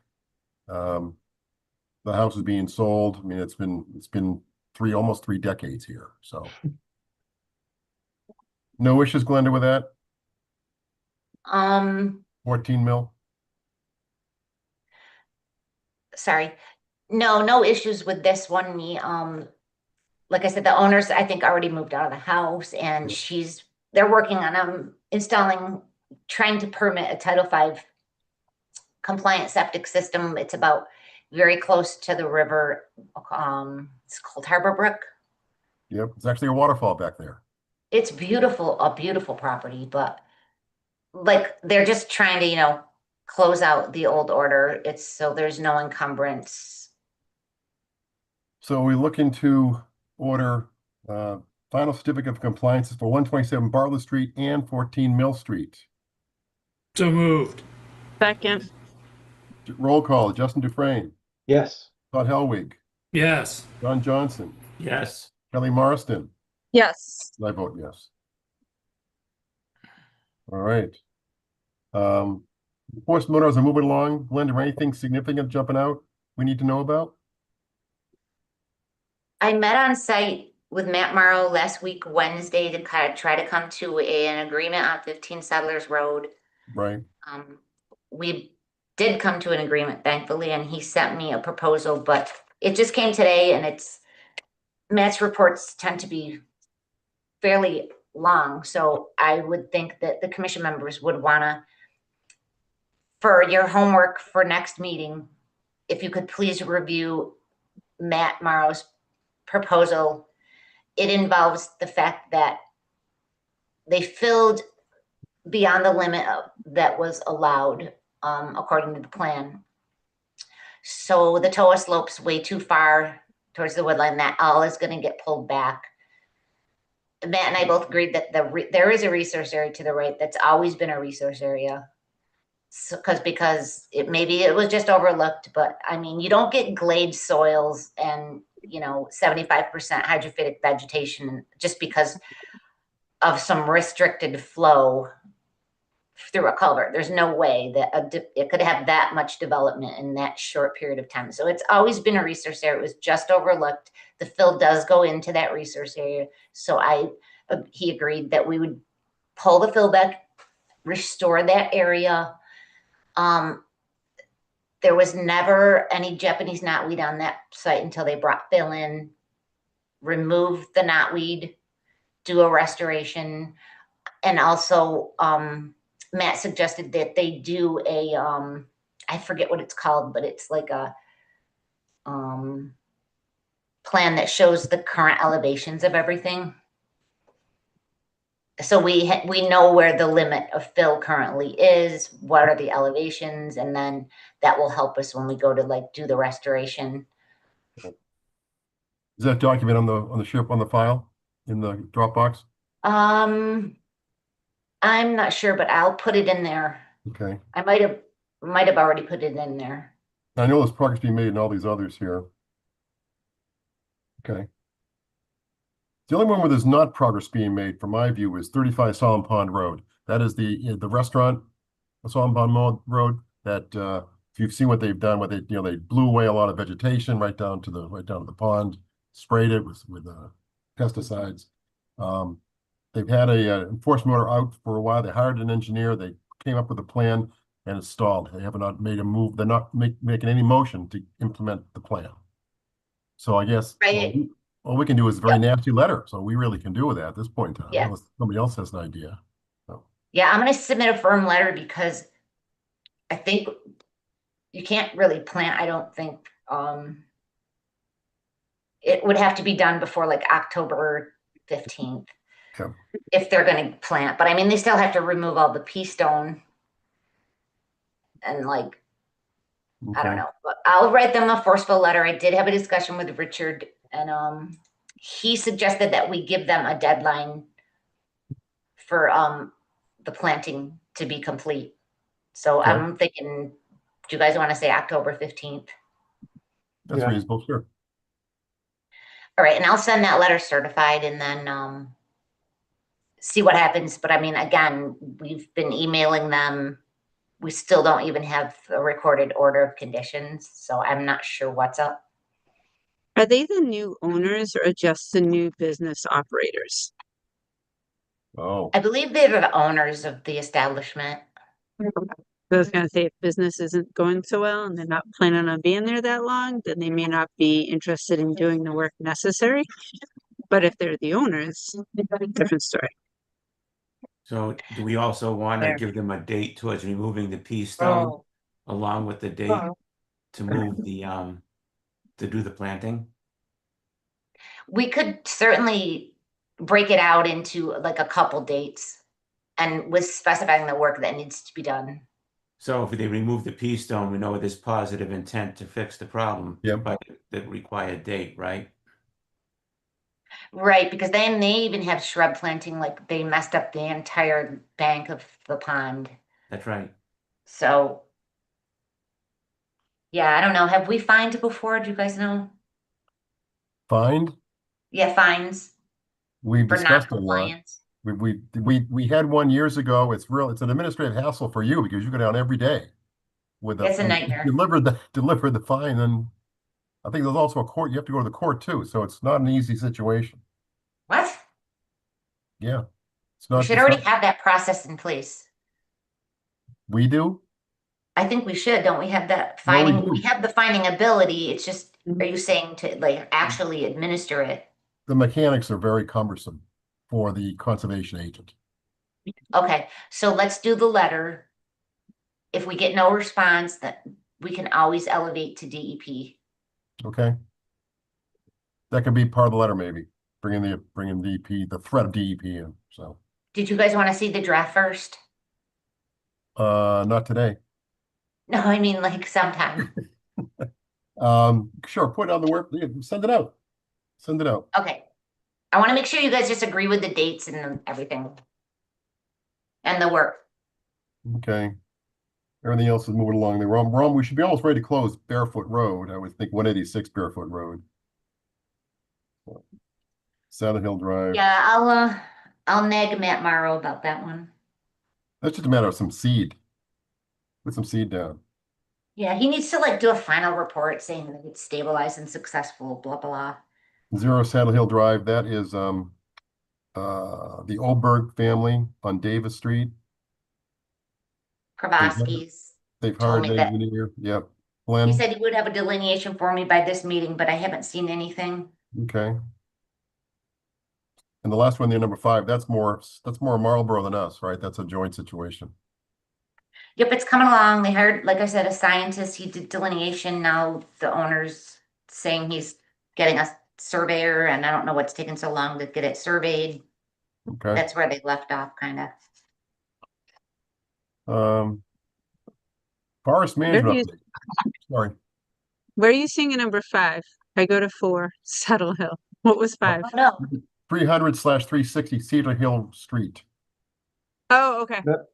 I see that as number 2. Okay. Yeah, that's number good. 2 on mine too. Okay. Yeah, I did. I don't know what I did. Something funky happened there. Okay. I thought I was like, wait a second. I know. It was a couple of versions and then I don't know. Maybe I have the June agenda. Maybe that's the problem. All right. Forest management update. I know that you, Dan, and Amro went out to Edmund Hill.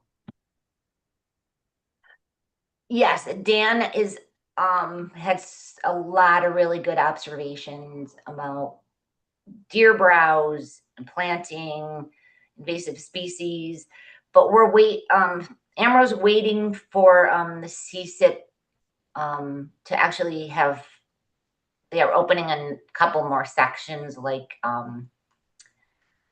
tree inoculation and stuff like that. But so he's going to apply for everything all at once as soon as those additional options are available. And then we can get some sort of financial number from him. Yeah, we really need to nail down like what we want to do, what we want to see happen. I think we should just sit down, myself, Dan, and the forester, and it's going to have to be low key as possible, while still allowing us to be able to protect our plantings. The CSIP will only give you money to plant to increase biodiversity if you have enough 50%, at least 50% of the canopy in the stand opened up. Wow. So I think a selective thinning makes sense with planting, deer browse protection. But again, it's going to have to be as low, with the least amount of impact possible while still achieving your management goal, if that makes any sense. Okay. Maybe, I don't know, the invasive species are outrageous on the edges. By the water tank and the senior center are really bad. So I think it's just a matter of communicating with the forester what we want to see. maybe have them come up with like a draft management plan for us to review. I feel like we need to really know like what we're going to be getting into and how we're going to do this, because I'm telling you, the Trails Committee is not amenable. They don't want forestry. The sustainability folks aren't really big on, active forest management. I'm not saying it, like across the board, but it's not very popular for Edmund Hill. And there are some site constraints too. Okay. Actual harvesting, getting the materials out of there. So anyways, we're in a holding pattern, and I'm gonna keep in contact with Amro. But then I did email him today. I want to update on the presentation. Yep. Because that needs to be finalized. And they also should be close to wrapping up in the invasive species portion of the amended management plan. And they have to provide, how they're gonna manage invasive species for, the long term. And financials, gotta have financials. Yeah, and then after we Okay. know what we're asking for, Greg will get his financials.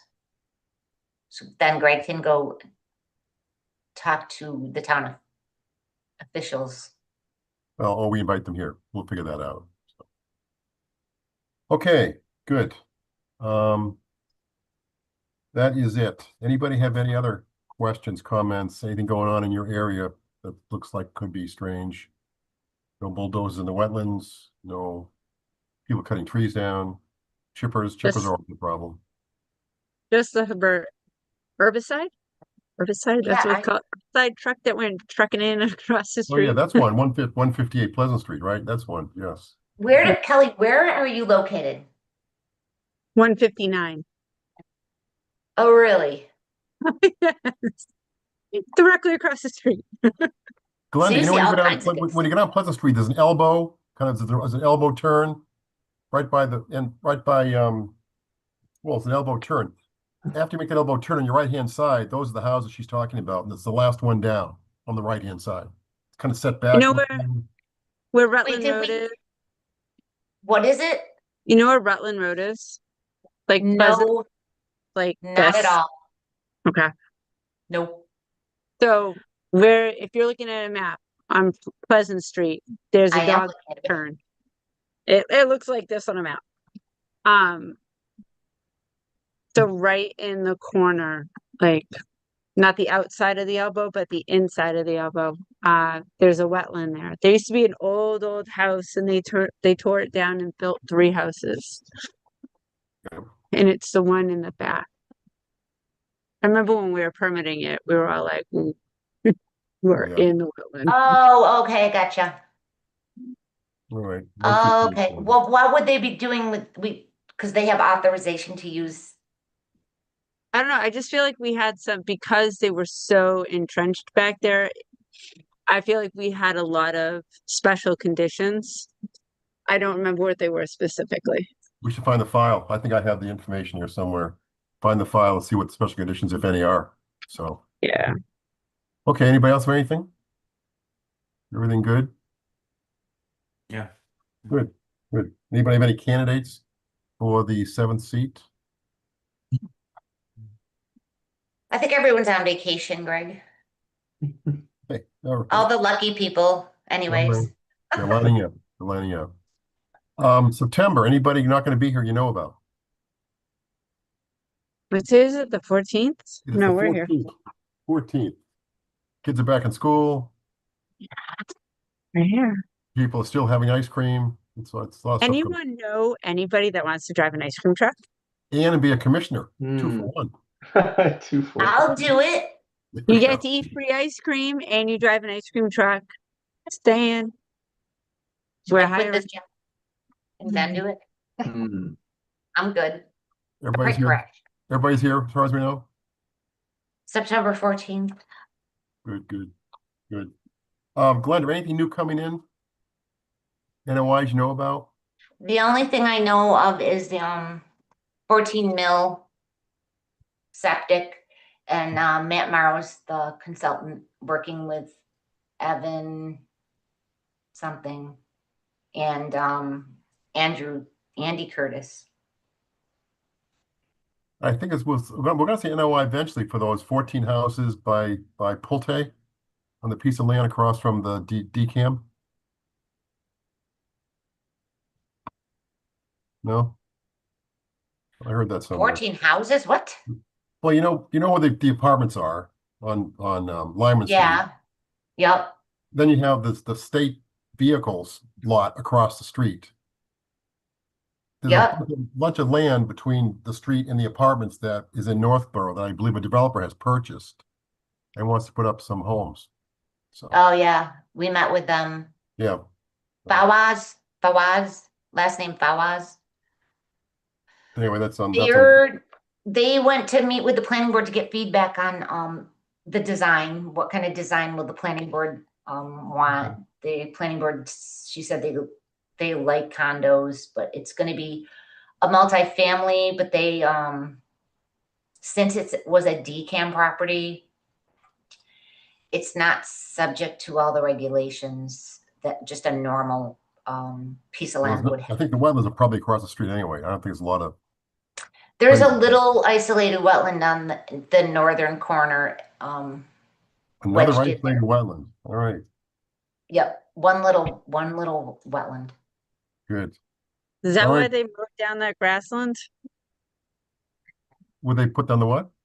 They mowed down that whole grassland? Is that why? Probably. Cross from DCAM, right? Yeah. Yeah. Yep. Yeah. They're having issues getting utilities to the site. They'll probably end up getting utilities from Westboro, but it's a lot of stuff's up in the air with that, Okay. the plan. All right.